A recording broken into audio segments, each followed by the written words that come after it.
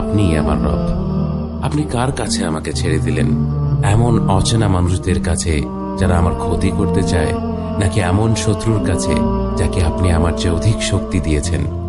হে আল্লাহ, যদি আপনি আমার উপর রাগ না করে থাকেন তাহলে এর কিছুতে আমার কিছু আসে যায় না, কিন্তু আপনার আশ্রয় পেলে আমার পরিস্থিতি আরেকটু সহনীয় হবে। হে আল্লাহ, আমি আপনার চেহারার নূরের কাছে আশ্রয় চাই, যা সব অন্ধকারকে উজ্জ্বল করে দিয়েছে, যা দুনিয়া এবং আখিরাতের সব বিষয়ের সংশোধক। আল্লাহ, আপনার রাগ এবং অসন্তুষ্টি থেকে আমি রেহাই চাই। আল্লাহ, এ সব কাজই শুধু আপনাকে খুশি করার জন্য করা, এবং আপনি ছাড়া কোনো শক্তি নেই, কোনো ক্ষমতা নেই।